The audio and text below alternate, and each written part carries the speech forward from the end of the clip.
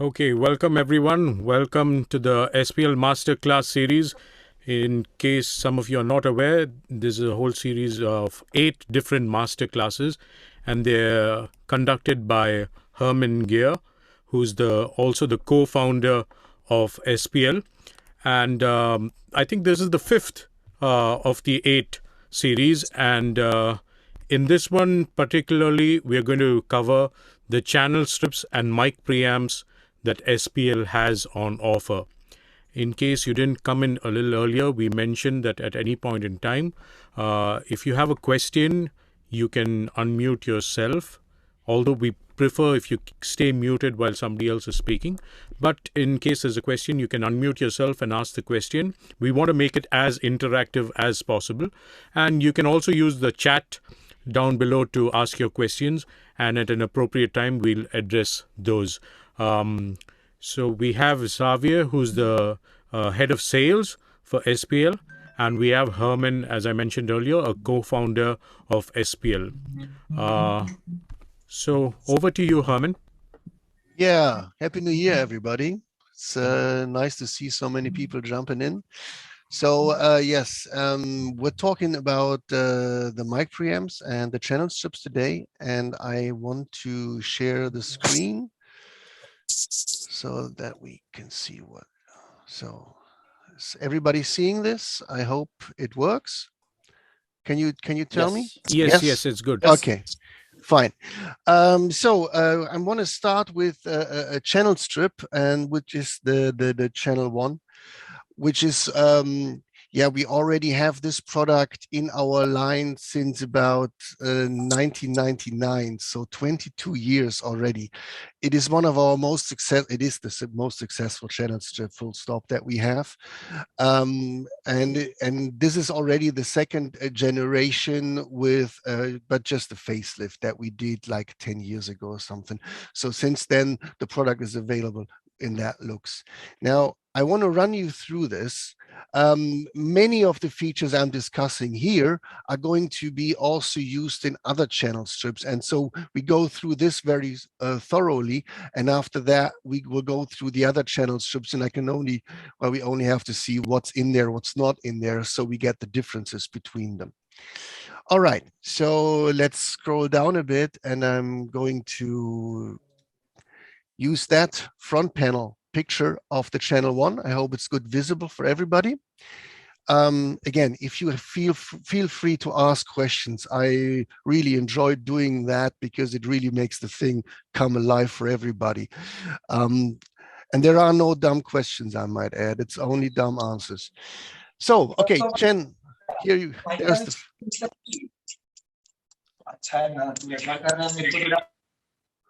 Well, did anybody understand this? I didn't. I just muted it. No, I don't think it was meant for us. Okay, sorry. Then let's start. So we have 3 different inputs to that channel strip. Obviously, there is a mic input, but there is also an instrument input here on the front, and we have a line input, which is located on the rear panel. Here is the switch where you select between the mic input and the instrument line. So you use this one. The mic preamp has 48-volt phantom power, which is required for condenser microphones.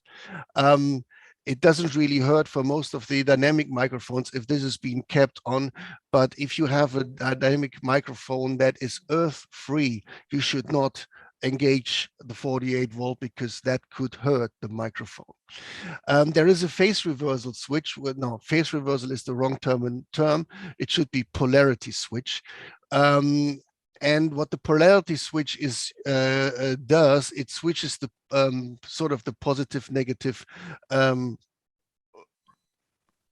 what it helps is when you put this on a singer's headphone and you put it phase reversed on the singer's headphone, it is usually helpful for him to understand himself better through headphones, because what he's hearing is not totally in line with what he's just saying. It's sort of not masking itself. So that is a help. And if you go into recording and your singer says, okay, I'm not hearing myself too well, just try the polarity switch first. It doesn't really change much in the recording, but it helps him to listen, to hear himself better. Then there is a high pass filter, which is located at about 70 hertz. So everything below 70 hertz has been cut. There is no real information in the voice that low, but there is a lot of rumble, and sometimes the microphone stand, if you touch it slightly, this kind of rumble noise is being recorded, and that filter prevents that from passing through to the recording.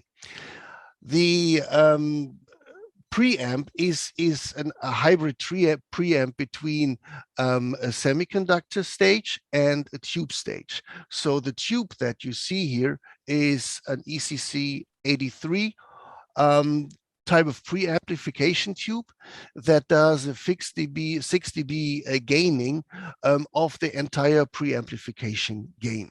So it's always a fixed portion of tube sound that is part of that preamp sound. The instrument, if you plug that in, that is being preferred over the microphone that is being inserted to the rear side. So, and if you switch this, then it's going to be the line input. Okay, let's move on to the de-esser. Now, the de-esser is in recording is pretty important because it's rather nasty to get the S's out of the recording once you have them on disc or on tape. On tape, it's a nightmare. On disc, you can still go into edit mode and use digital de-essers. We also offer the de-esser as a plugin, as you know, probably. Nonetheless, reducing the amount of S's while recording is also helpful because there are always S portions that are electronically enhanced. So if you run an S sound through electronics, this S itself is getting louder and louder through by passing through the electronics. And to avoid that, it is important to reduce the S's as early as possible. Now, the difference with our de-essers is that we are not using the principle of compression, which is the common way of doing it, and everybody else is doing it with compression, but we don't think this is unobtrusive enough, because you get lisping effects, you get pumping effects by that, and you not really focus on reducing the S. You only compress the area where the S is located. And that is not really taking out the S. Instead, it is just compressing the S and making it and ducking it a bit, but it's still there. And yeah, so when we worked and when we designed the de-esser, I remember that we had a recording session with, this was for Black & Decker, and it was an overdub session for a training video that was supposed to be recorded in, I think it was 12 languages. And so you had like English, obviously, French, Spanish, Hungary, Finnish, Norwegian, Polish, and all of it was just, you can imagine, you get all the S noises from all of the countries.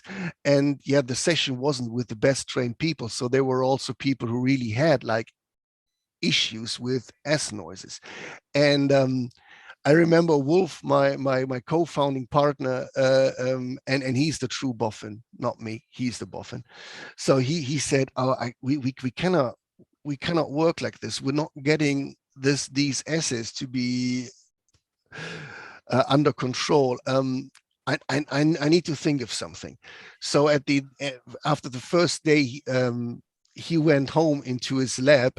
And the next morning, and literally the next morning, he came back with a breadboard, and he just had like, it was just with an external power supply, a few things, and only one pot. And I went like, "What did you do? What is this?" He said, "Well, that's my way of de-essing now." And one part, how do you decide upon the frequency here? You don't. Why? You don't have to. I said, and how do you do that? Yeah, I have this filter in there that can detect the spikes in the S range band, and then the filter hones in onto this frequency. So it automatically detects and hones in on it. I said, okay, and then what you're going to do then with this? Yeah, well, I'm taking that portion sort of, and I phase inverse it, and then you feed the phase inversed S into this, and thereby you just erase it. So yeah. Does that work? Well, we figure out today, don't we? So we put this up on test, and we had the Finnish guy. I mean, this, if you ever have to do like on a fixed amount of time and you have to do overdubs and you have guys doing English, which is always pretty short, but the Finnish people, they need a lot of words. So and he was just running through this to get everything said that he needed to say in the same amount of time. And it was like all the way through. And we like fiddled with this. So the S reduction part that you see here is just the amount of phase inversed S that you feed back into it. And the more you do that, the more cancellation takes place. The good thing about this is it is super simple and super effective because it is not ducking or compressing an S, it is erasing it by phase cancellation. So that's what the de-esser is all about. An insert switch, well, you can, between the de-esser and the compressor equalizer stage, well, if you want to insert something there, another processor, that's you're good to go. You can just activate the insert from here. So the next stage is a compressor and a noise gate. Now, again, here you see that the compressor is only has a compression control and a makeup gain. So the compression is comprised of ratio and threshold. We wanted to keep this as simple as possible. And it's also done with in mind with the fact that when you are in recording, if you have to set a compressor with all the features precisely while you make the first test takes, or you just warm up and something, your singer, your performer, your artist usually is performing more intense or differently when you say, now we're recording.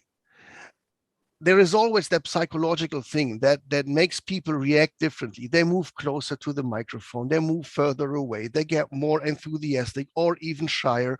So that's, you know, all of these effects. I don't have to tell you that. So a compressor, if you have to set a compressor in a way that you have to have a fixed threshold. Now, what does the threshold mean when he's changing the distance to the microphone or he's singing louder or less loud? You would need to go there and readjust things so that they really work well. And we thought, in a channel strip, this is probably not a good way to go because it is not, addressing the situation correctly. So what if we're making the compressor in a way that it can set attack and release on its own, without anybody telling the compressor what to do. And if we're just looking how the incoming audio looks like, and we trace it, and we have an envelope follower that looks at the waveform that comes in, and then we can measure the steepness on the attack, we can measure the fall off on the roll off on the release and some, so we get a good idea of what the audio looks like. And we use those informations to set attack and release. And then we can modulate attack and release according to that. So we have a constant modulation going on there that follows the audio, because that is what we want to do. We don't want to go, we're not looking for effects. We just want to take a bit of compression on it, and that should be as unobtrusive as possible. And this is the most important thing, no setting that you do should effectively ruin the recording because of having set the attack too fast. Suddenly you get a little peak, or you set the release too long and you suddenly get pumping or whatever. So to reduce these artifacts, we decided to go that way, and it's proven over the years to be just working nicely. So attack and release is automated. Compression does two things at a time. Usually, if you want to do more compression, what you're going to do, you have two choices. You either ramp up the ratio or you lower the threshold so that more information gets in. And it's always a thing that is where you fiddle with both. And what we thought, okay, let's put both on one pot with two levels, and that's the compression control. So the more you drive this in, the lower the threshold becomes, and while doing that, the higher the ratio is going to be. And thereby, you get from a super soft compression that only touches the peaks, further on to really hefty compression that covers the entire range of audio dynamics with a high ratio. So that's compression. Make-up gain, obviously, everything that you reduced here in average level, you're going to make up for this with that gain control. And then there is a noise gate put in, well, and that is just to automatically shut down the microphone when it's not needed. And this is, again, fed by the tracing algorithm as well, so that you just really don't feel it working. It is fast enough to open spontaneously, as well as when there is a sort of a vocal fade out, it follows that very smoothly. The higher you set this, the more aggressive it's going to be. So if you leave this to the fully counterclockwise, there you see it's an off position. Well, it will not do anything. Right. Oh, by the way, I forgot to mention on the de-esser, this is what we call autodynamic de-essing. And I just reminded myself, because I was talking about microphone distance and so microphone technique, basically. Now, and that's very important with de-essing. If you go closer to a microphone, the S's are going to be more pronounced and louder than if you move further away from it. So if you would have a de-esser with a fixed setting, it could not react to the fact that there is movement in front of the microphone. So we thought, okay, in order to deal with this problem, what if we monitor the output of the de-esser stage, and we monitor the amount of de-essing taking place? So how many dBs am I de-essing? And we like to keep that value sort of constant. And when the artist is moving closer to the microphone, usually the amount of de-essing would rise. But if in that case, it detects, okay, he's getting closer, but I don't want to do more de-essing, because the de-essing as such is not really a different one. I want to keep that on the same level, so it reduces the amount of de-essing taking place, and it increases it while walking or going away from the microphone. The end result is that it's always the same amount of de-essing at the output. That has also proven to be a very good way to deal with sort of bad microphone technique. Okay, the next stage is the equalizer and a fat distortion stage, which is this part. And there is a switch that you see here, EQ pre-compressor. That means these two stages can swap the position if you use that. So you have the EQ prior to the compressor, if you prefer that. The equalizer is relatively straightforward. It is a low mid and a mid high band EQ, so it's a two-band semi-parametric equalizer.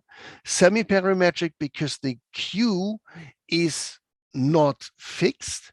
The Q is done in a way that the more amplification you boost or cut you are applying, the more narrow the Q is becoming.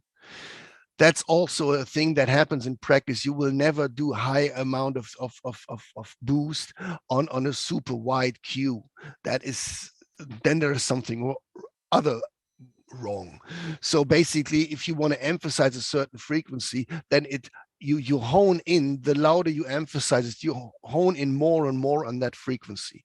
That also has a good effect that it is not becoming super loud, because you can boost a frequency more and more, and the energy of that boost curve will be pretty much identical.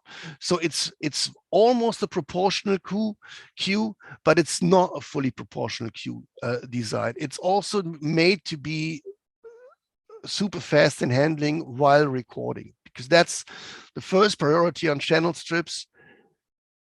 What you have here should get you a perfect signal into your recording device as fast as possible, because the artist shall not wait for the technology to be ready. Then there is in the EQ section we have an airband. The airband is, that is placed at about 17.5 kilohertz, and you can add that super high portion into the recording. That's really nice.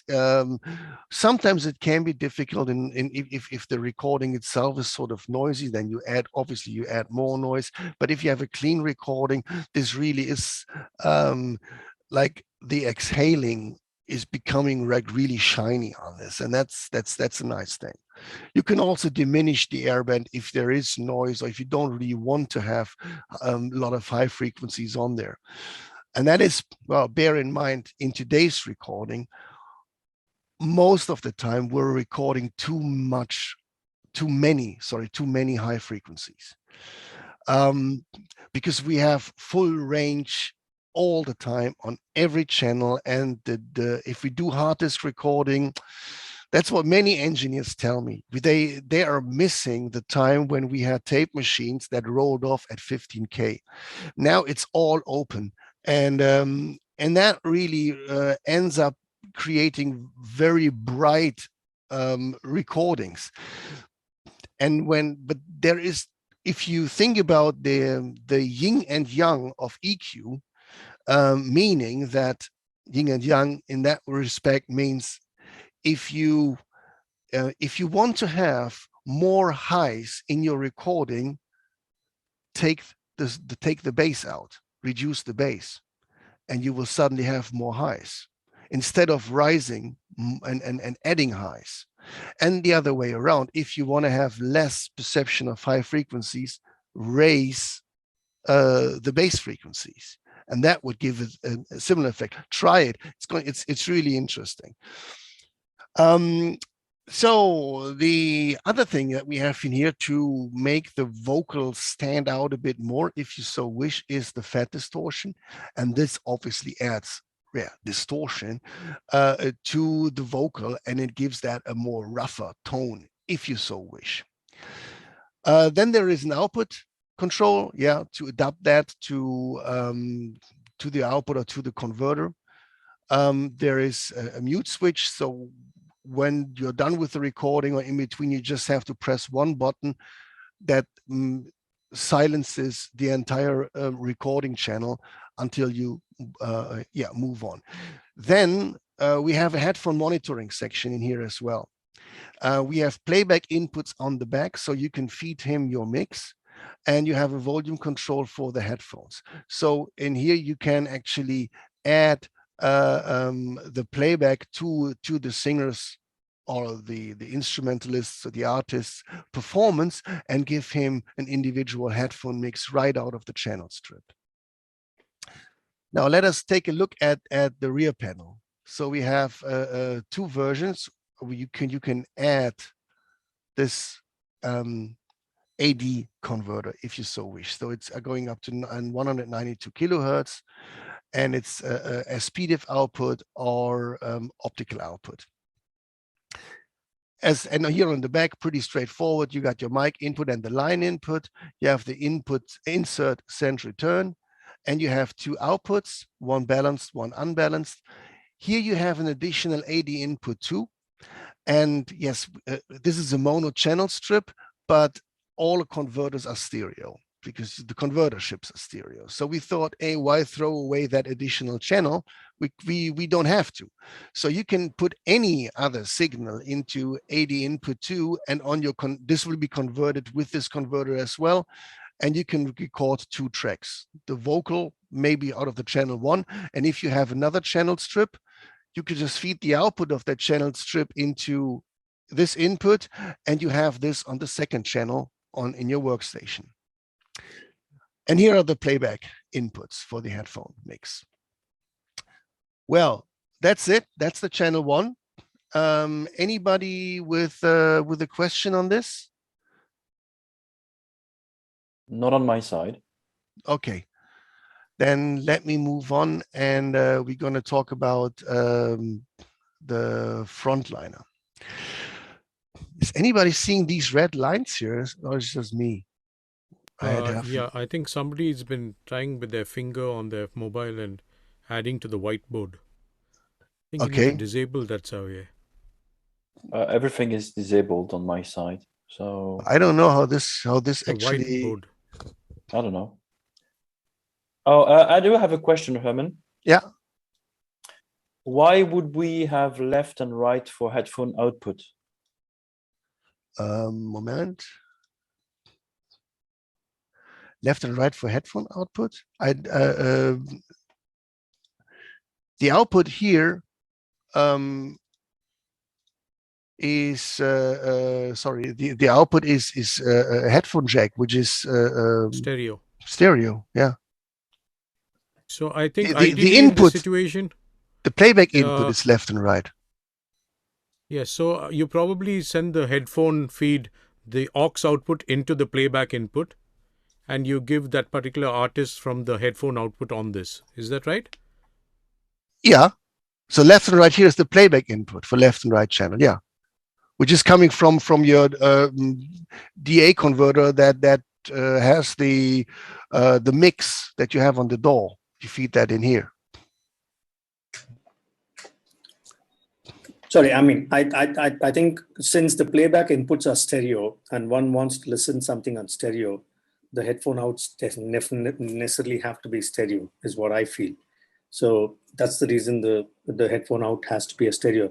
Because if your playback input was mono, then it would have been a mono by any chance. Because Yeah. In here we have the mono input is on both sides, so it's been split to both channels. So you have a straight mono phantom center, but it's basically the same signal on left and right, and then you add a stereo playback. So then you have the mono phantom center, which comes from the channel 1, and you have left and right playback from the door.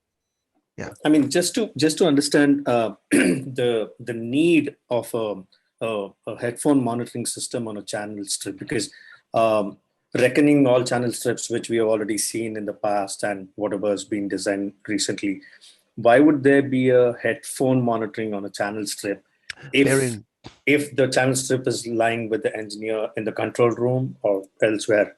Yeah. Bear in mind, when we designed this product, this was like 23 years ago, and at that time, monitoring through the workstation wasn't any way really working. So we at that time it started to become really popular for an engineer sitting in the control room with the artist just sitting next to him. And it was that time where the big studios were like starting to close down.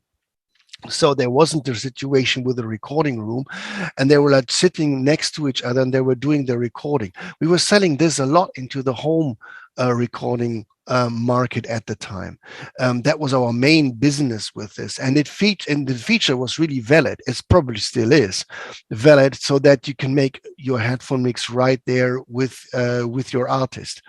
Over the years, we put this feature into the monitor controllers and into other products because it is proven to be really effective, and absolutely no latency because it's analog. So at the time we had latency issues, obviously a lot of latency issues, which we don't have today. But this is still in there from those days back. I'm not sure how many people use this section today. But it is, yeah, it was always part of the design, and we kept it in there. Okay, thanks for clarifying that. One more point on my end is since we have the EQ pre-comp, right? So the DSR follows the same section as the comp, or the DSR stays on the first in the line? Yeah, the DSR always stays just right after the mic input, and then these two swap. The so DSR, your EQ is not detrimental to the DSR. Like if you have a high EQ by just in case, so the DSR is not going to work on that if it is on the EQ pre-comp situation. No, you wouldn't be like, if I understand you correctly, like you just add a lot of highs and then you want to reduce certain parts of it with the DSR. No, I'm sorry, that doesn't work because this is fixed in that second position here in the chain. I get that. Good. Thanks for clarifying. Thanks. I do have another question from Anmol, which says, doesn't it affect the audio spacing? The audio spacing. Maybe it's referring to something that you said earlier. Doesn't it meaning what? I don't know. Anmol, if you want so to. the left, the left and right channel. So you said it's mono. Doesn't that play a role in the spacing of the track, like where each instrument is placed? Like, because we are listening to left and right on mono and not stereo. No. So then it's misunderstanding. Okay. Sorry to interrupt. No, the playback is always stereo. That is your mix that comes from the workstation. But the signal that you record here with the channel 1, that's a mono signal, obviously, and that is placed dead center in the phantom middle, so in the phantom center.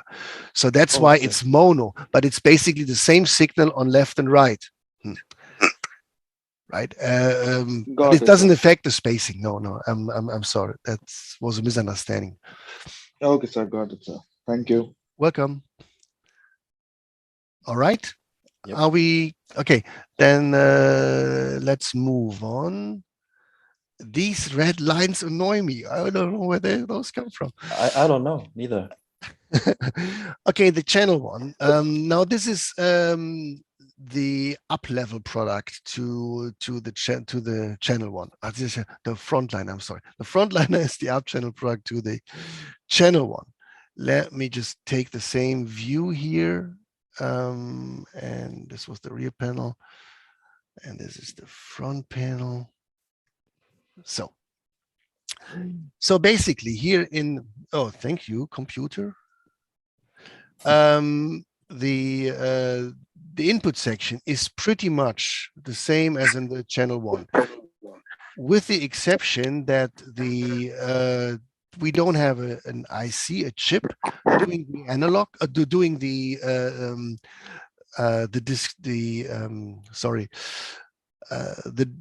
preamplification. There it is discrete individual op amps. So this you use like we use 16 transistors that are matched paired to produce the variable part of the preamplification, and then you have the 6 dB of the tube. It's not visible in here on that product, but we have 2 tubes in that unit, and on that tube you can now say, okay, I want to have like more tube gain instead of the discrete gain. So you can press tube plus 15, and that would now raise the amount of tube gain from plus 6 to plus 15 dB. For the rest, that's all the same functionalities that we have on channel 1. The de-esser, we talked about that, same thing. The compressor limiter. Now you see that here we have like attack and release, which we didn't have before, and we have threshold on ratio. Yeah, not all of our customers were happy with the fact that we automated the compressor that much. So they said, hey, can we still have control over each individual about each individual attack release and so forth. But then if you have like an auto function, that would then get it all back to being automated like in the channel 1. So, okay, we did that. And the auto function here is not just an auto function as you might know from what other companies do when they put auto on it, because what that usually means is you have a fixed setting for attack and a fixed setting for release, and that's it. So it's a fixed resistor that they switch in instead of the port. That's auto. Well, not to me. So what we then said is, okay, if you talk about attack, and we still have our envelope followers built in. Now, the problem always is when you have the attack set too fast, it can introduce artifacts while recording. So that's a bad thing. Now, if you want to have control about that, we decided to make the attack control to become the maximum allowed speed of the attack of the compressor. If you set that to be super fast, it will only take that value if the envelope detector says, now I have something that is that fast. And if everything that comes in is slower in attack, it will take the value that it's been using, like with the channel 1, coming from the envelope detector. And the similar thing applies to the release. So you do have the manual control about the maximum speed of these time constants, but only in the event that they really occur. And that helps you to minimize artifacts that would otherwise be introduced by using such high speeds. But you can, if you switch it off, it's a traditional compressor as you know it. In the channel 1, in the frontliner, we also improved the design of the compressor, and which we call a double VCA drive. That means we're not just using one VCA for the compression, we're using 2 VCAs. And they are split by, one is taking the positive half wave of the audio, and the second one is compressing the negative half wave of the audio. Thereby, we effectively can rise the dynamic range of more than 6 dB, and also reduce noise and everything else that is induced by the same amount. And these 2 VCAs now, the output of them is being processed by a differential amplifier. That is pretty similar to what we know from balanced audio transmission, where you have a positive and a negative wave, and then you have a balanced receiver, and the balanced receiver then has a differential amplifier behind that subtracts the positive from the negative half wave, and everything that is sort of different or remains over is artifacts. On a balanced line, it might be something that is being introduced into the audio line. On a compressor, it might be artifacts created by the compression itself, by the VCA. So with that technology, we also reduce the artifacts that the compressor, that the VCAs themselves produce. It's a bit complicated, I know, but it's cool. It's a cool way of doing it. So yeah, that's the specialty on that compressor. As you can see, the EQ side is exactly the same as we have on the channel 1. There's no difference, but Instead of using a fat distortion stage, we opted for a tube saturation stage. So we put in a second tube, and this pot has two functions. When you turn it in, when you turn it clockwise, the more you do that, the more of your audio is being put into the tube, and the more tube distortion will be apparent. But as we know, it gets louder and louder and louder in level, because you just feed more gain into the tube. So the second level of the same pot is doing exactly the opposite. It reduces the output level in the same amount as you would as you put it in. So what you hear is just an increase of tube harmonics based on the saturation of the tube. And that sounds nicer than the fat distortion. It's also more expensive. So that's why this is the top level one, and the channel one is the less expensive version. But part of the price difference is because of that second tube stage for the tube saturation. So then we have a nice VU that can either show VU or gain reduction. You can switch the calibration from 0 to -10 dB, so you can display up to +15 and a little bit more on the VU, and you can switch between VU and PPM. There is the output and the mute. We know that from the same thing as we have on the channel one. This up here is a different puppy. So when we designed this unit, we were like thinking, hey, we have all these nice individual stages in here. Why not use them separately or for other signals simultaneously? If we only need the preamp, why not use the de-esser on some other track or the compressor? So we were thinking about creating a switch terminal that allows you to activate external inputs for the de-esser, an external input to the compressor, and an external input to the tube saturation. As a result, the rear panel has lots of XLRs, starting here from the right, the mic, the line input, and the output of the preamp, which you can record without anything else. So that's also what people do. You have a clean track, and then you have a processed track. We have switches here that which is sort of a protection that we made for the broadcast people.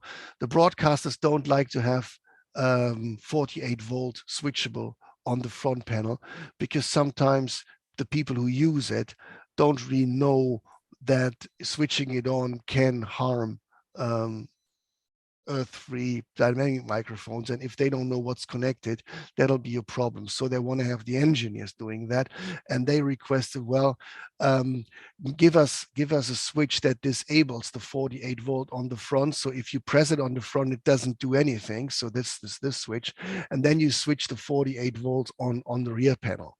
So that's, yeah, a safety precaution. The de-esser, the compressor limiter, and the EQ stage, they all have their individual input and output that you can use separately if you select the inputs on the front. And you have a dual output. That means you can use one for recording, and the other one you can feed into some other device, maybe a reverb or whatever, and process it further directly from here.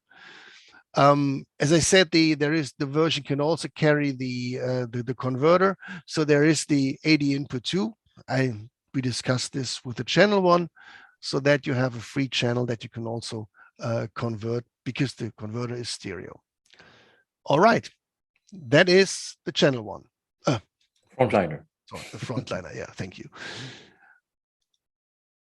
Is that cool so far? Right. I have a question. Sir, yes. Yeah, please go ahead. Okay, sorry, just. So this question is not related to the thing, but it's overall related to the sound engineering field. So I wanted to know, since hearing loss is an occupational hazard, how do sound engineers like make sure that they don't lose out on hearing? Like, what are the common steps people like sound engineers take not to lose out on their hearing? Okay, I think this is completely off topic, Anmol. Yes, sir, correct. Can you? Yeah. I'm not sorry. I didn't really get it. I didn't understand it fully. So Okay, can no, he you wanted to discuss hearing loss. hearing So, loss? yeah. So Hearing that's loss. slightly, not slightly, it's kind of off topic. I yeah. mean, we can talk about hearing loss. We'll probably do that at the end. At the very end, if you like, yeah, after the Yeah. session. Yeah. Yes, sir. Yes, sir. So, thanks, Anmol. Sorry about that. No, not a I have a problem. question. Yeah. In your external input stages, can you use them simultaneously as 3 separate inserts? Yeah. So those buttons are not toggle switches. They are just on and off switches for each of them. Yeah. Okay. Right. So let's Thanks. just, for example, if you press the de-esser and this is your as an external input, only the de-esser stage will now be excluded out of this line of processors, and your audio that is coming from the preamp is being routed to the compressor directly. So it sort of bypasses the de-esser because that's being used by something else. If Okay. you also press the compressor and use the compressor for something else, then the input signal here, the preamp signal, would directly go to the EQ equalizer. saturation. Yeah. And Okay. if you switch that to on as well for another product, well, then this stage will directly go to the main output. Okay. So And it also everything- works as a bypass switch for. Yes, it Those is. three. Yeah, you can say bypass switch, but Yeah. effectively what it does two things. It's- It bypasses it because the input is now coming from external. So you okay. actually switch a relay to let the external input go into that device and instead of the mic input signal, for example. Okay. Thank you. Okay. So that means, sorry to break it. Yeah. So that means that's that particular function, which is the external inputs, is nowhere related to something like a side chain or something like that. That's correct. That's correct. Okay, cool. Yes. Cool. Okay. Yes. Okay, the track one. This is our smallest channel strip. It's the one that doesn't use any tubes, and it's the one that we sell the most to broadcasters. I don't know why, but the broadcast people simply, at least here in Europe, they simply love it. So I will take this because now we can make this a little bit faster. The input section, yes, we all know about that. The instrument input here is on the rear side. It's all the same as in channel 1. The de-esser, same as in channel 1. The compressor, same as in channel 1. The EQ, same as in channel 1. And the output, the same as in channel 1. So that's simple. We all discussed this. On the rear side, where we have the version without and with the additional converter. So you have your inputs here. And yeah, the instrument input here is on the rear panel, which isn't that good, but there was simply no space on the front. Analog output and balanced, and both are balanced. If you use a mono jack here, it's been automatically unbalanced. The beloved 80 input 2 is also here. And what we introduced here is a compressor link.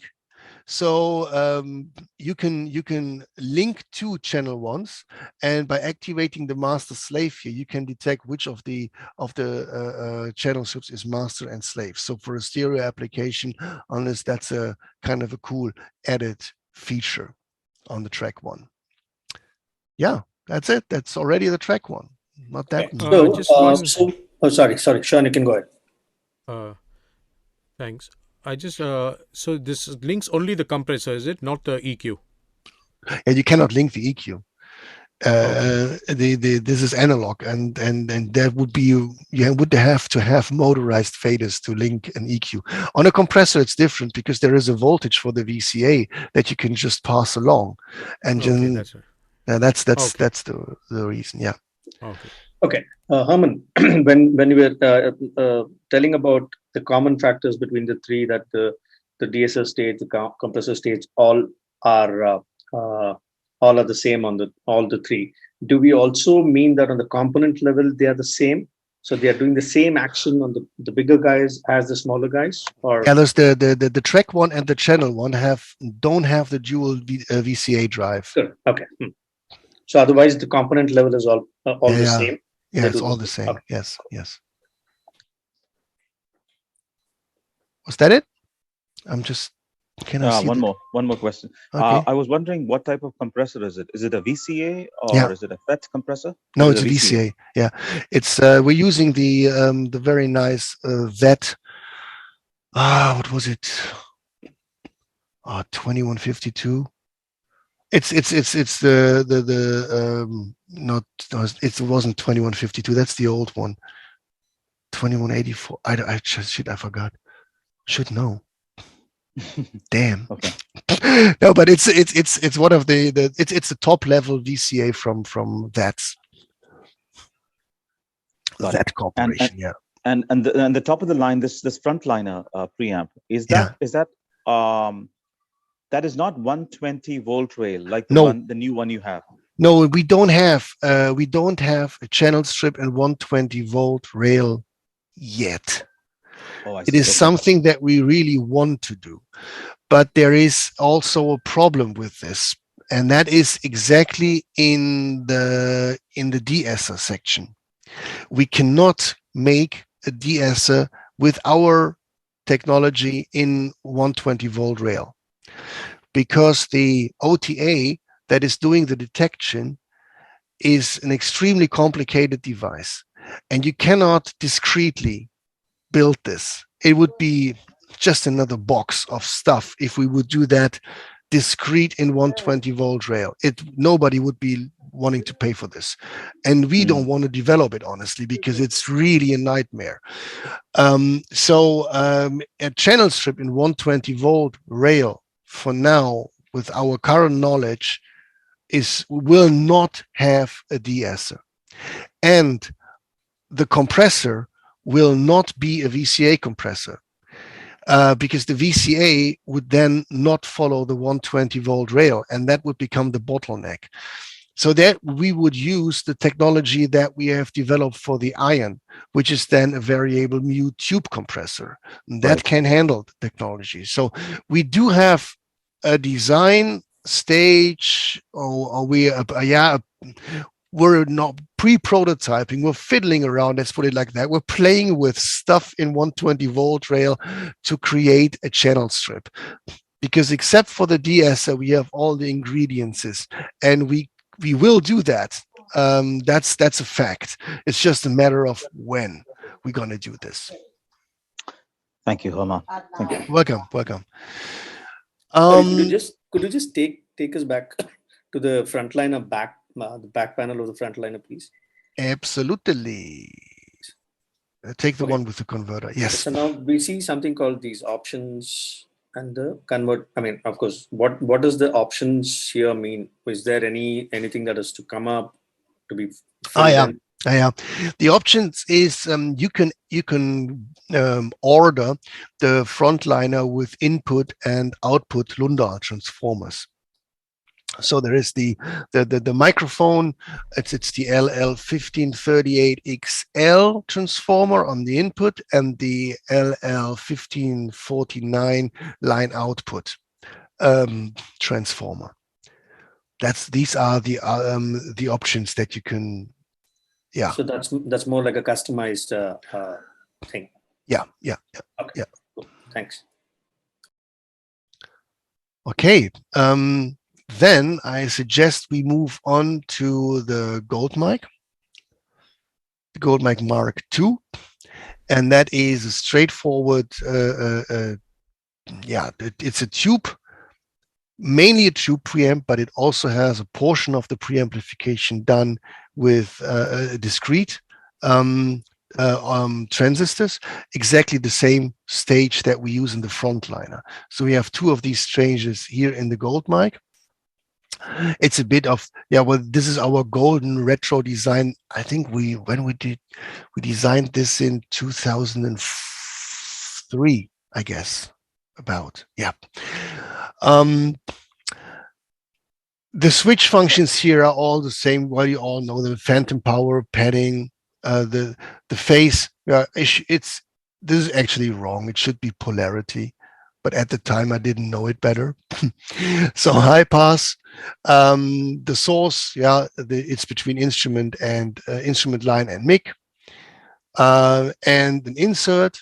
You can also between the input stage and the output stage. This features a separate output level gain control. Here you have the switch for the tube amplification. So you have in the center you have 6 dB as a default, or the minimum tube gain. You can switch it to 12 or to 18 dB of tube gain. Then we have this nice feature which everybody really loves, and that is a flare. Now that is it is an equalizer, a coil equalizer, that adds 1.5, or I think maximum in the high position it's 3 dB of a little bump in the area of around 3.5 to 5 kilohertz. But super subtle, and with the coil that we use in there, it has a distinct tonality that is characterful, and it really adds flair to the vocal. This is one of the most beloved features on that product. People always use it with this engaged, either medium or in high position. Sorry to butt in, Hermann. Mm-hmm. I think if you switch to the front panel image, it'll be a little more clearer. Oh, sorry, I forgot that. Yeah, like this. Is that better? Yeah, I think so. Yeah. Yeah. Okay, so we've been. Oh yeah, then we have a limiter that we put in because we have also an AD converter optionally available for this product. And limiter can be with two threshold values on 12 dB and 18 dB. And yeah, VU calibration for what your 0 dB shall be is either 0 dB or minus 10 dB. So again, you can go up to like 16 dB of gain range on the VU. That's pretty straightforward. On the rear panel, where you can see internally, this product has a straight, so how do you call that? It's a center toroidal transformer, and left and right are to the left and right sides of the product. So that means that we keep the microphone input stages as far away as possible from the power supply section here in the center. Gives you better measurements. So you have your microphone input, your line input, and the insert, send, return, and your outputs. Well, and that's for 2 channels. Pretty straightforward. Anybody questions to that? Nope, not on my side. Okay, then let's move over to this little box, the Gain Station 1. The Gain Station has become one of the favorite preamps for guitarists. Funny enough, not so much for. I mean, that was where people really catched on to say, well, that's so cool on guitar, on bass guitar, as well as on acoustic guitar, electric guitar. It's obviously it's a very nice microphone preamp, no question about that. And this one features a 60 volt rail, so that's half of what the 120 volt rail is, obviously. And it was our first step into higher rails. That was about 2002 when we designed this one. And it was also the time when we designed the first summing devices, the mix streams. And for the mix streams, we designed a higher rail in order to cope with the summed audio level, so that we have enough headroom to do that without diminishing levels of input like other companies do. But more on this in the Friday session, I guess we talk about that. So with these op amps, we said, okay, we're going to make a little preamp. We also designed the discrete preamplification stage as in full class A mode. That usually produces more heat, but it also produces a super nice tone. And with these two characters, a clean gain coming from the 60-volt rail class A stage, added with the tube gain that comes from, it's also an ACC 83 tube. We can have you can mix any type of color between just being straightforward on the clean gain or colorful with the tube gain. The tube gain goes up to 26 dB and the clean gain goes up to 63 dB. In total, you could theoretically go for almost 90 dB of gain, but you never do that because that's not necessary. If you don't want to use the tube gain at all, you can switch the tube off, and that is by turning this tube gain control fully counterclockwise. There is a little circuitry that we call a hysteresis circuitry. If in that area of preamplification, it triggers a relay to switch off or to take out the tube gain stage out of the amplification stage, so that only the clean gain remains. Now, we all know that tubes do have their sonic positive impacts, but they also, the circuitry itself, if you don't want it, you don't want to have it in the signal path because it diminishes your technical performance of the clean gain stage in the 60-volt rail. It's just, if you really want to have it as clean as possible, you wouldn't use that. And you need to switch it off fully. So that's what the hysteresis function does in fully counterclockwise position. You can also order this with an input transformer from Lundal, and then you can add another 7 dB of gain to the clean gain section. So there is the source selection between mic and the high Z input or an instrument, a high pass, and a 50 hertz this time, the polarity switch, and we have an impedance switch. So that's for a better adjustment to the impedance of the microphone. You need to just, if you don't know what the impedance of the microphone is, which you usually don't know, you just try it out. If you go to 10K, it's the most unproblematic switch function. You can always start there.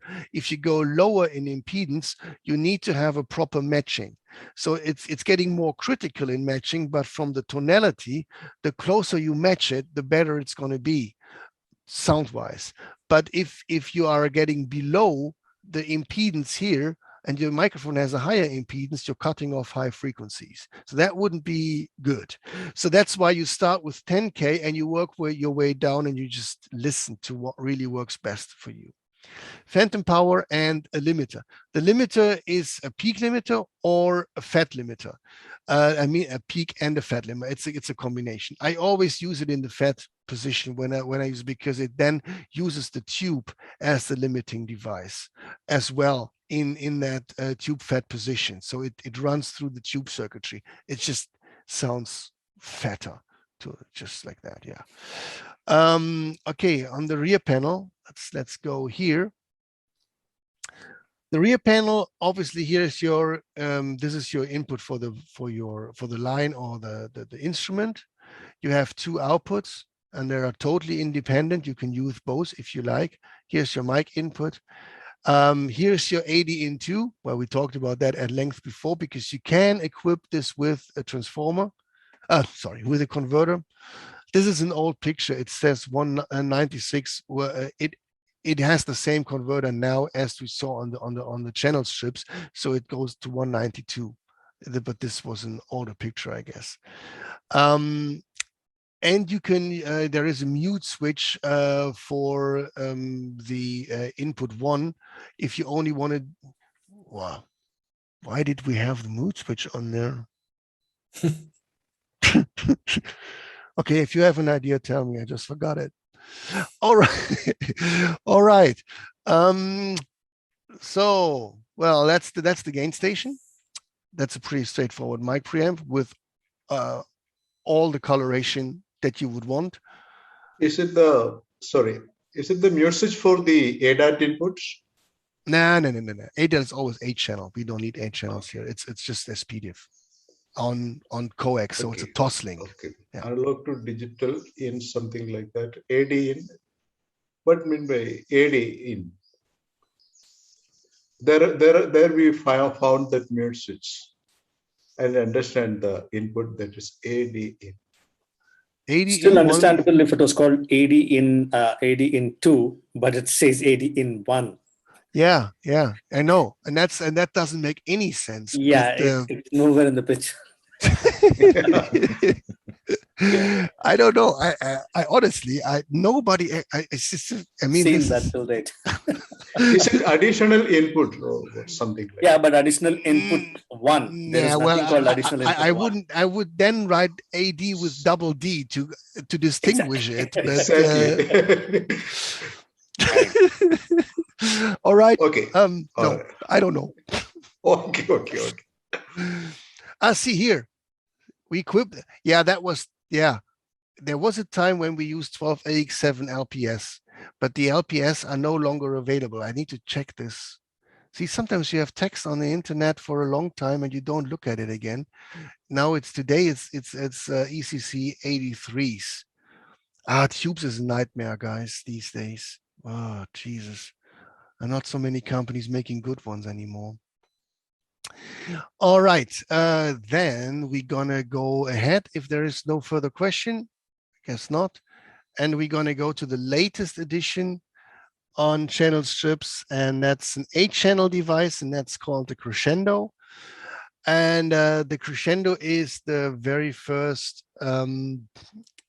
preamp that we made featuring the 120 volt rail. So like this. For the rest, there is nothing really to learn because it's just straightforward. Gaining here, a pad, polarity, phantom power, and the calibration for the VU. So that's not, there is no complicated things involved. But what this really does, and it started out with an experiment because we were thinking, okay, if we ever gonna make a pre-amplification stage and let that be running on a 120 volt rail, and we're gonna get like a headroom that goes up to over 33 dB, could you do like mic drops and it wouldn't distort the preamp? That was the question, and it turned out it is just pretty much impossible to overdrive this preamp, and we didn't find a proper source from a microphone that could really get this thing to distort. Yeah. That's kind of cool because it relieves you from all the pain that you might have with gain settings.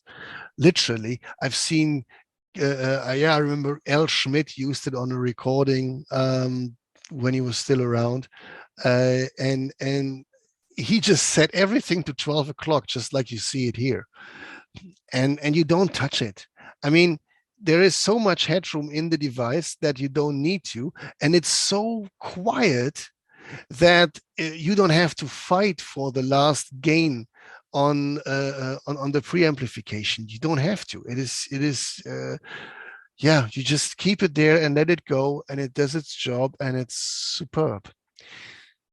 On the rear side, well, in-ski, out-ski all along, standard stuff. And then we also doubled the output on a DB25, which is featuring the Tascam standard. So you can connect this, for example, to your 8-channel converter using the DB25 and on the one side, and you can use the direct outs to drive something else. So it's basically a split, but it's also convenience with the DB25. Yeah, that is that. I have a question. On the back panel, it says use either XLR or DB25 outputs. So does it work as a splitter or? Yeah, it is. It doesn't have two separate stages, but the 120 volt rail output can easily power more than 2 or 3 outputs.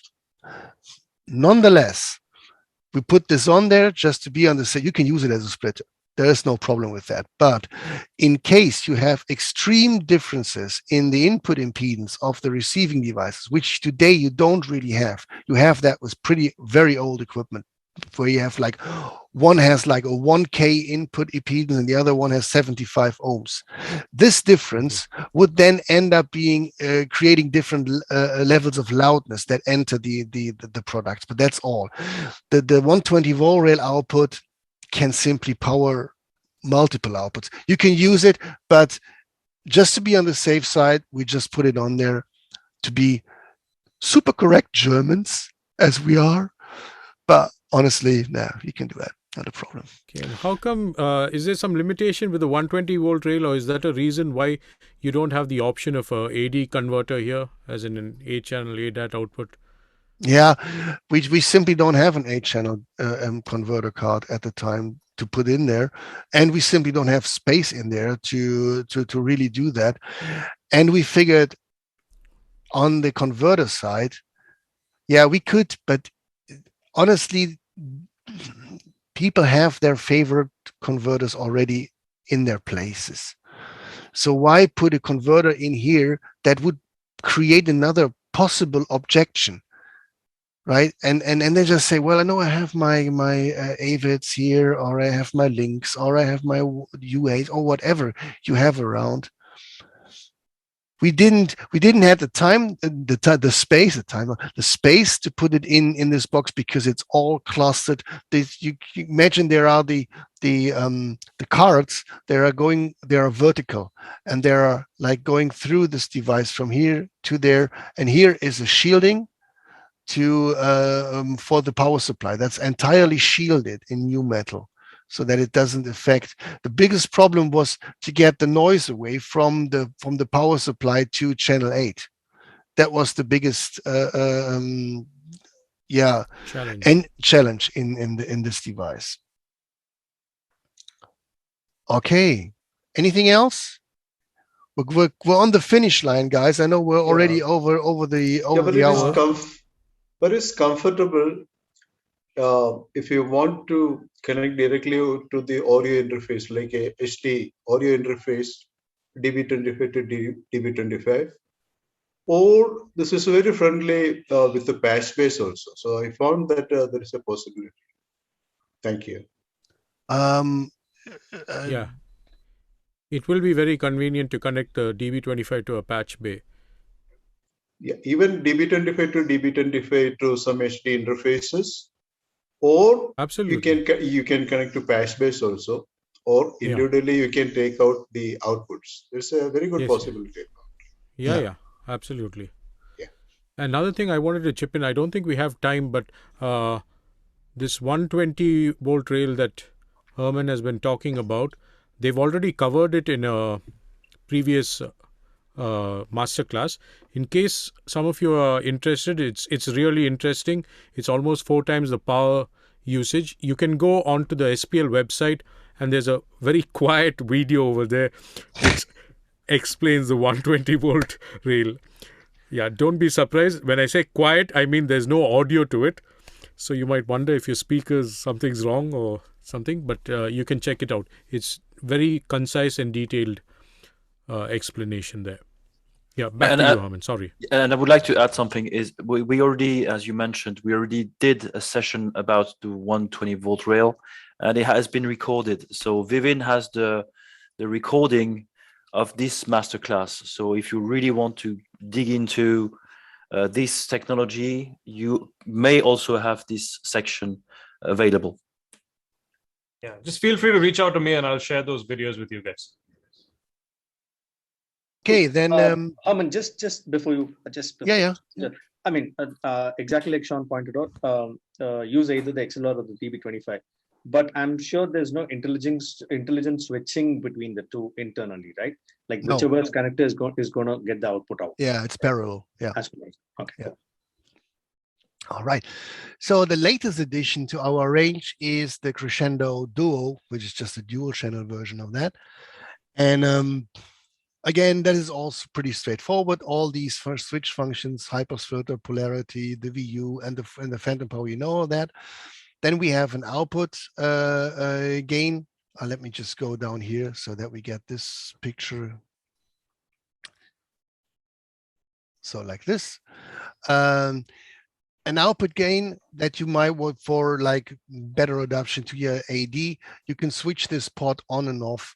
This is also because every part in the electronics introduces something, and it's not really making audio better. On the electronic side, it's usually the less is more thing. So when you switch it off, it takes the entire output circuitry out of the signal path and the padding up here. Now, this is not a potentiometer, this is a switch. So it's even a little bit more precise, although the precision is not really on a mic preamp that important. But as I said, a potentiometer is a more complicated device than just a switch that only puts one resistor value at a time. So that's why people do refer switches if it is possible. And with the gain on the Crescendo, as I said before, with the rail that we run, you don't need to exploit the full headroom as you would have to do with lower rail preamps. There it's more important to just go do as much gaining as you wish. So the further you do that, the higher you get away from the noise floor. But here the noise floor is almost non-existent, so it doesn't really matter. On the rear side, it's also super simple. We have a split output, which is in this case actually it is actively split, not passively split like we did on the channel one. No, Jesus Christ, I'm so into channel one wording on the Crescendo. Yeah, exactly. So this is actively split. Yeah, that is this, and this all gets me to the end of my little presentation on channel strips and preamps. Thanks that you stayed with me for so long. It was again, almost 1.5 hours, I guess, something. Yeah. Thank you. Are there any questions about what we Hermann talked about this today? No. Well, the next session will be next Friday, same time. It's going to be about analog processing, analog summing, summing and processing. Thank you, Sean. So yeah, I would like to thank you as well for your attendance and for your time. Would like to thank Sean for co-hosting this meeting. Pleasure. And of course, Vivin and Sudin from Pro Musicals to arrange this opportunity for us to reach you directly, which is always super cool. Shall we I mean, there was this colleague who was asking on the hearing loss type of thing. I don't know if yes, you would like to stay in there. We don't want to forget that. So Anmol is there? Yeah, yes, sir. I'm here, sir. I'm listening, sir. All yours, sir. Okay, so is this a question that is like concerning you in terms of that you are thinking about engineers who are suffering hearing loss from their work, or suffering, or who have hearing losses from whatever reason, and try to deal with that while working in the audio business and to compensating for that. So that's what I want to know before I put my 2 cents into the ring. So, for example, now we have Hans Zimmer, who's a well-known engineer, who there's a conspiracy that he has hearing loss and he's using visual representations to, make his sound work. And apart from that, as sound engineers, obviously we are exposed to more sound than the usual human being. So how do we keep, and also, how do we keep our ears fine? And yeah, I get the point. yeah, yeah. I'm not a doctor. I'm not like an expert on the medical side of things. So please, my opinion is just my very, very personal point of view.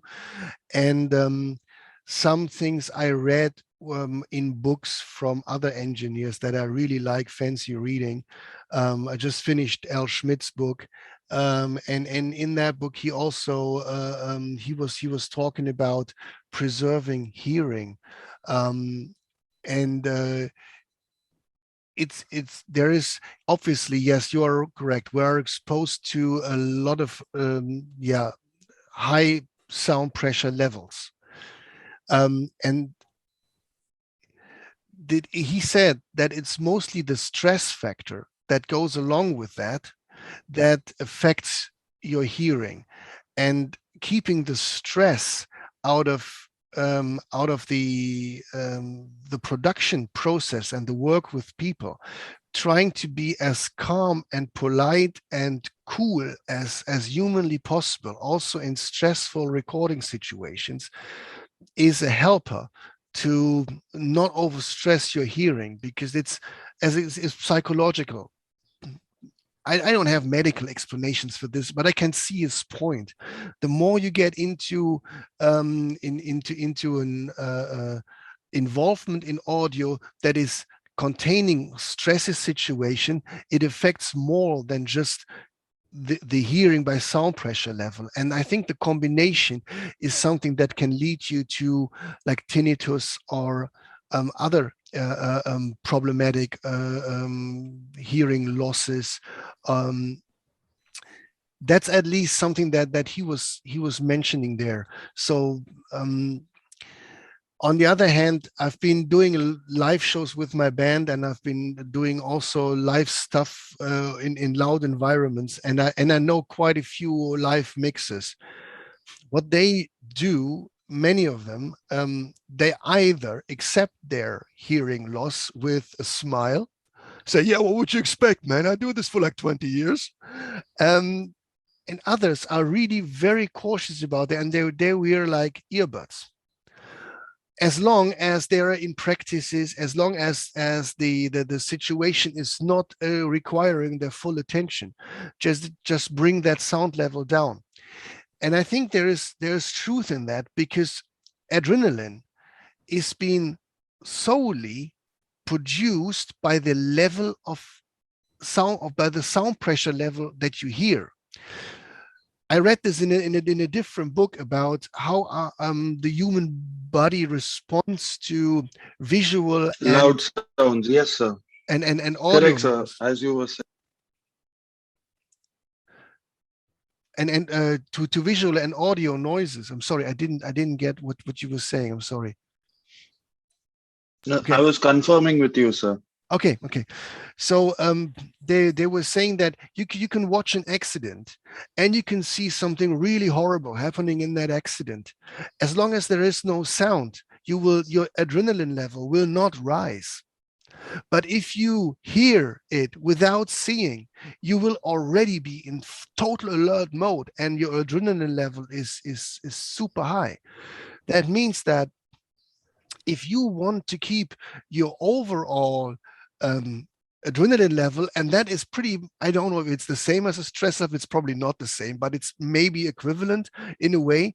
If you want to keep that on a lower level, we're earbuds in loud environments as long as possible, and only if you know, okay, now it's getting serious, now we're going to record or the show is happening, you start to do that, and you focus for that time of the concert on the loud, you work with loud levels, and for the rest you don't.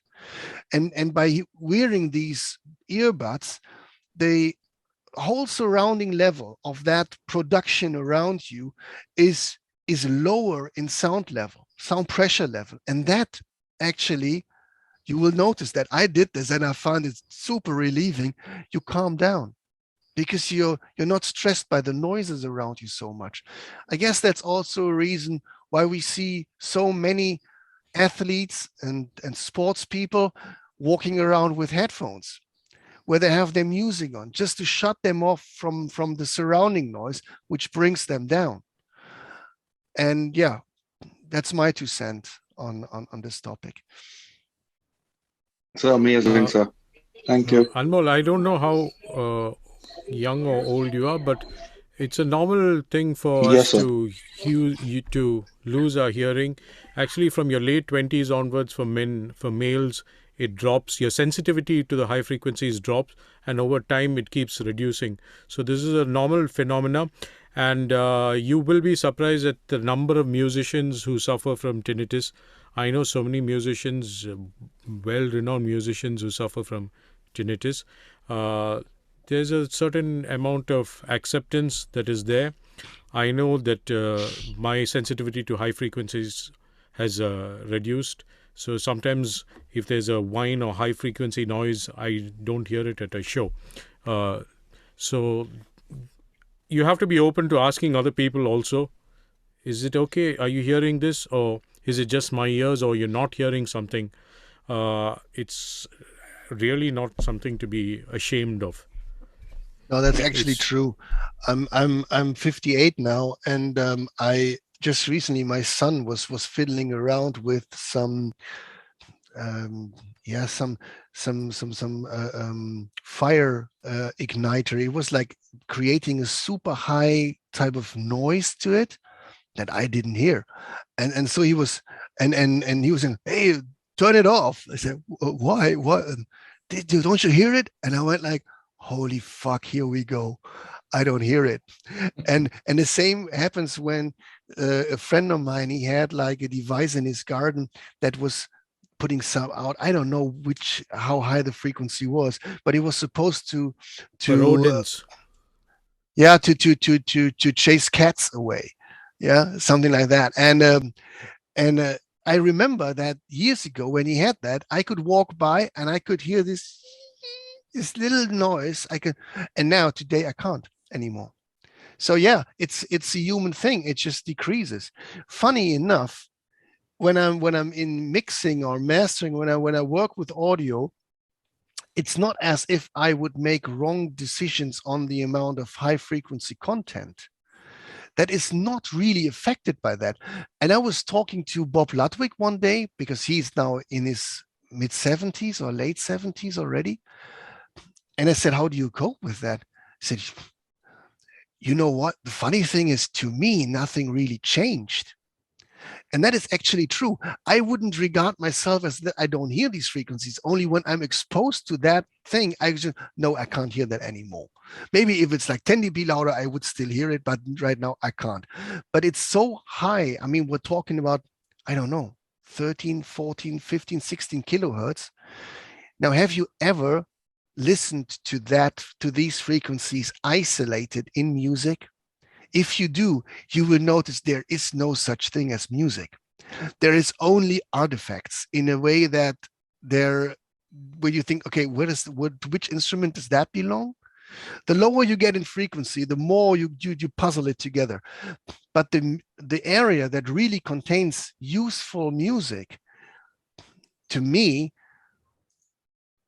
10, 12K and above.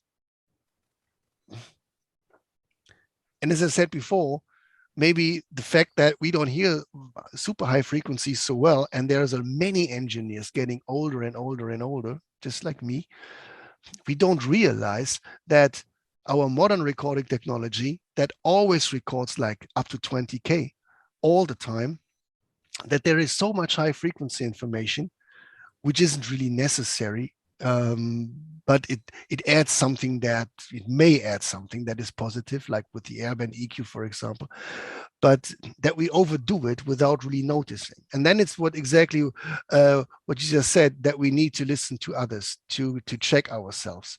But in reality, it has not really affected my work in a really negative way.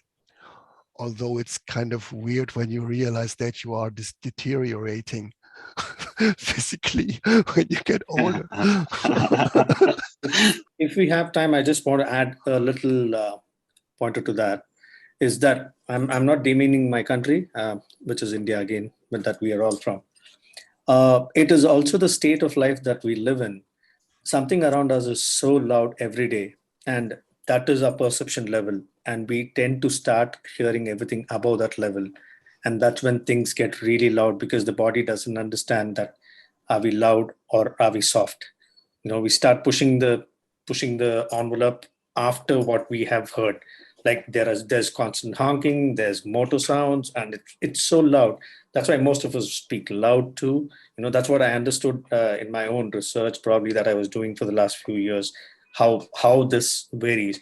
And suddenly when I started using the earplugs on an everyday life, it definitely made a little change in what I listen to on the speakers on a very soft volume when we mix. It makes a lot of difference. So I think the plugs is a better way also to keep yourself in a good check, and of course adding to all the other points the panel did over here. Yeah, true. Yeah, certainly, certainly. I've gained a lot of insight. Yeah, thanks. Hermann, I have a question regarding the transducer. You said last time that you should get rid of the units that was released after a certain number. Yeah. Now I do have my serial number. If I told you, would you be able to tell me actually if I should keep it or not? The number is 7010041. Yeah, keep it. That's an early one, definitely. Yeah. Oh, I think it's plus 300 in the end. I think that plus 300, 340. If it's 0041, yeah, go for it, keep it. 7010041, yes. Yeah, yeah, exactly. 0041. That's like a very early one. And it's from the year 2007, which was the first year that we put it to market. No, you're good. All good. Oh, great. Okay, thanks, Hermann. Welcome. All right. Yeah.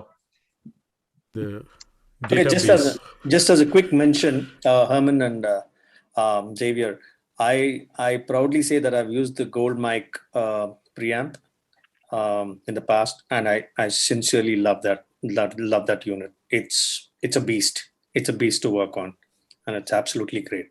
Thank you. Thanks for the product. Nice. Oh yes. Speaking of preamps, now how would your tube amps, like, say, compare with, say, the Manly tube amp? Because she raves about her tube amp. I happen to own one, so I'm also looking forward to actually buying my next preamp. You see, so yeah, if you could shed some light on that.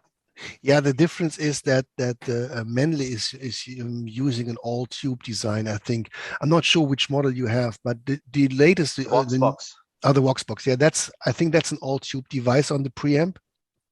So Manly is their tubes rule thing, and that's good. I mean, I like that they do that, which is an expensive and complicated way in terms of keeping these things in production these days with the very bad tube quality that we can buy nowadays. But I've listened to the Voxbox. It is definitely a very nice product, and no doubt about it. What I miss a little bit about it is the fact that there is no way to make it to not let it sound that soft as it is. If you know what I mean. So how? What is your take on Avalon 737 then? I don't like it. Plain simply, I don't like it.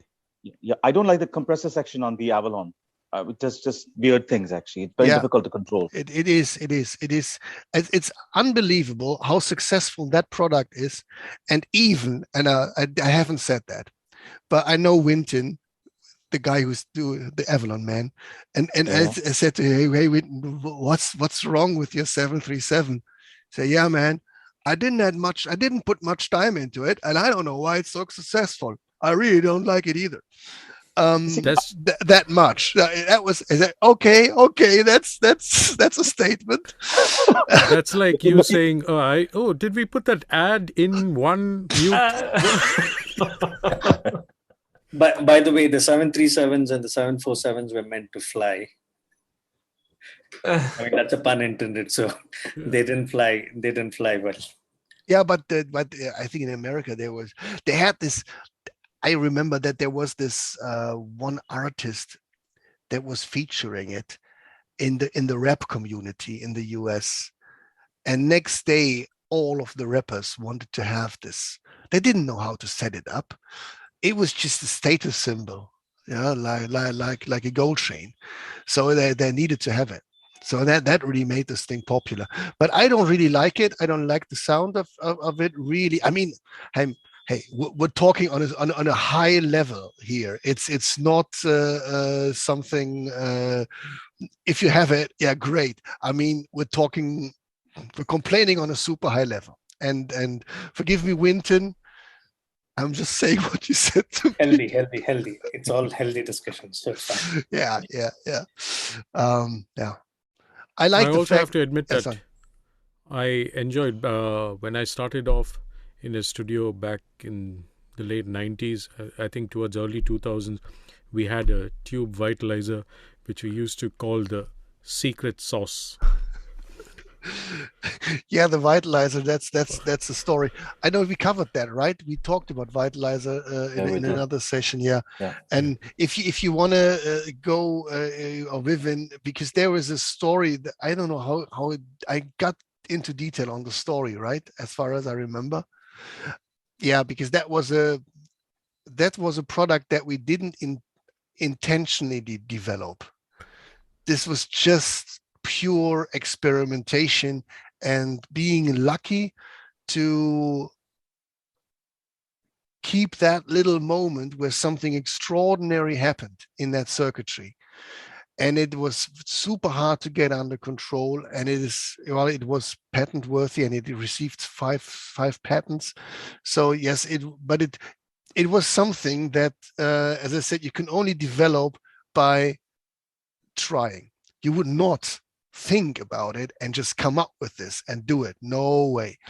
In that session, I also spoke about the guy who did the digital version of it and his tough way of going through almost giving up on it because it was so weird. I said that was the difference between digital and analog.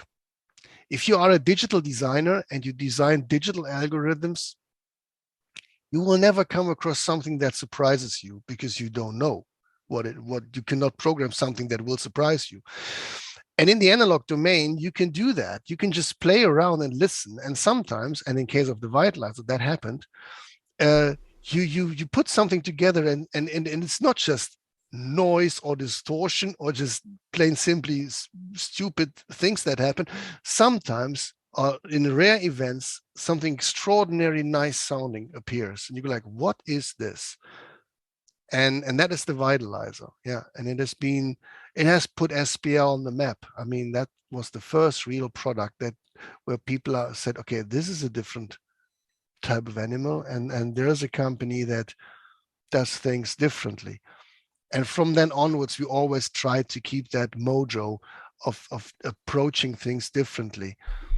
Because what else could we do? I mean, if we do it like the same, like all the other companies are doing it, building DSs like Symmetrics does, like DBX did in the time, or all the other, well, why should they buy SPL? And the same on the compressors, on all of the products. We just thought, hey, we need to do it differently. We will not probably be mainstream, but that was never really our goal. We never wanted to be a mainstream company. We always wanted to be perceived as, okay, yeah, SPL, yeah. There is something, and that's what we like about it, and that's why we work on this so hard and try to approach things in a different way.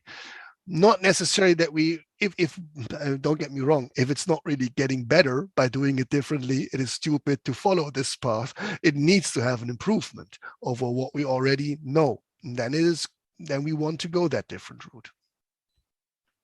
So just a quick question: when you all design the preamps from whatever stage till the prototype, whatever, do you all implement the same on different types of mics, existing and non-existing, or what is the state scenario that you reach to get the best out of the preamp in and out? Yeah, that's a tricky question, because obviously you can understand you have different ways in your head like already. hundreds of mics, yeah.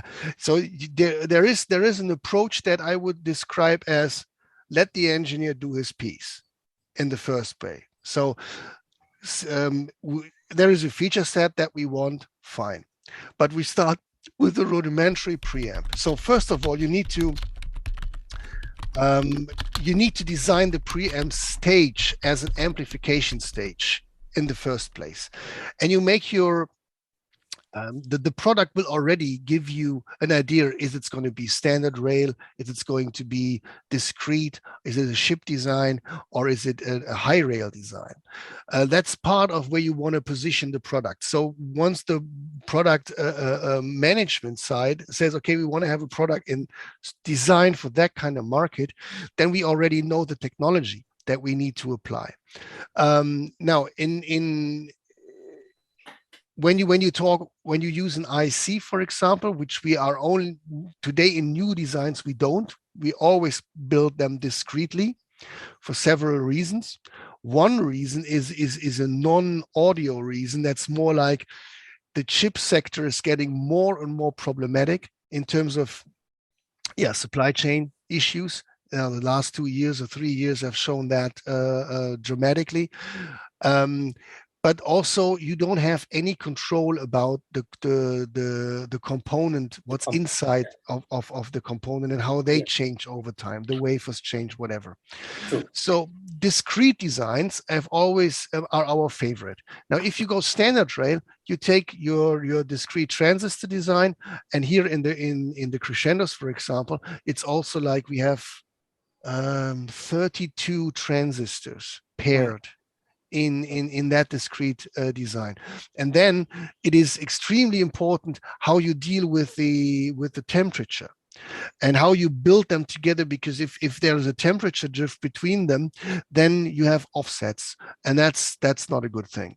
So the design on the board, how you place the components, how you feed the components on the traces, the thickness of the traces, very important. Also, we have design rules that are coming from, that's almost like esoteric. Don't use any 19-degree corners in your PCB designs. No, we don't. We never do. Always soften that and try to avoid things. It's almost like you think, you don't want to, you don't go around a corner 90 degrees with your car, do you? Right. So, sure. And it's pretty humanly thinking, but it turns out to be really also working on the PCB side. Length of traces. The lower the voltage, the more complicated that becomes. The lower the impedance, the more complicated that becomes. So there are many design rules on the PCB part. In analog, we still have, the real thing starts when we go for which transistor pair are we going to opt for, and how we are going to test this in reality, which gives you the best performance. Exactly. That was my and obviously that is something that comes relatively late in the whole process of the design and the decision chain. And then I have to say it is really hard to make a judgment. And at the end of the day, you just have to have the finished product, because pieces of that do not sound the same as if you have everything else put into the box and you put a lid on it and this is it. That's always different than having a prototype board that you present. Then we try it. Obviously, we have our favorite microphones that we like. We all are instrument players in the company, and pretty much everybody has a recording studio or a mastering place at home or just doing live stuff. So everybody is involved in actually here's the box, go try it. And we have many people here in Germany that are in our vicinity that we give the products to, and that they're on their opinion we rely, and they would then tell us, no, it's not as nice as this one in that respect, but it's nicer than this one in that respect. So you get all of the feedback that we then try to put together and see if we can improve it, either on the power supply side, how much voltage do you keep in caps, so that if you have like spontaneous high voltages required because you have like super intense kick drum hits and that needs to be captured, can we do something there? Can we? So we try to find our way through this, but with the 120 volt rail at the end of the day, everybody said, well, they never heard their microphone like this, because you don't hear the electronics on the 120 volt rail, and that is the beauty of it. Some might say, no, that's not the beauty. I want to have a coloring preamp. That's it, like a Neve. And then fine, but the Neve is there, and all the clones of the Neves are there, and I think there is enough of that. And people don't really listen to their microphones anymore because they want to have the Neve sound. True. And so we do it differently there again, and we say, no, we're going to do this in a 120 volt rail, so that the microphone is the choice of microphone should be the prime selection of what the sound is. Nice, cool. Thanks on that. We have a question from Sajay, about monitor management. I think, Sajay, on the 15th of December, we had a masterclass with the SPL products involving the monitor and studio management. So I think if you get in touch with Vivin, you should be able to give Yes, him the, I know, Sajay. I will send the details to him. I will send the recording to videos. him. Yeah. I think that's about it. Well, thank you so much, Hermann and Xavier, for coming once again. It's good to hear it right from the source of the products and the stories and the history behind these unique products. On behalf of Pro Musicals and everyone here, thank you for coming. Thanks everybody who attended. I think the next one is going to be on Friday, that's 14th, day after tomorrow. Day after tomorrow, and it's a masterclass on processing and analog summing. Are you showing us something? Sorry. Yeah, because I'm just seeing question to Hermann. Your most favorite studio headphone? I see Audi's. It's that's my Audi's LCD3 MX4, which I adore. Yeah. Vivin, anything? All good. Thanks, Sean. Thanks for hosting today's event. Pleasure. And thank you everyone for staying on for so long. Really appreciate it. I'm glad we could start and kick off the new year with this session so well attended, and hope that we can finish off the next 3 sessions the same way as well. Thank you, Xavier. Thank you, Hermann. Thank you, Sean. Thanks everyone for being here once again, and see you all on Friday. Sir. Thank you. Thank Cheers. you. Thank you. See you on Friday. Thank you, everyone. Bye-bye, everybody. Bye. Bye. Bye-bye. Bye.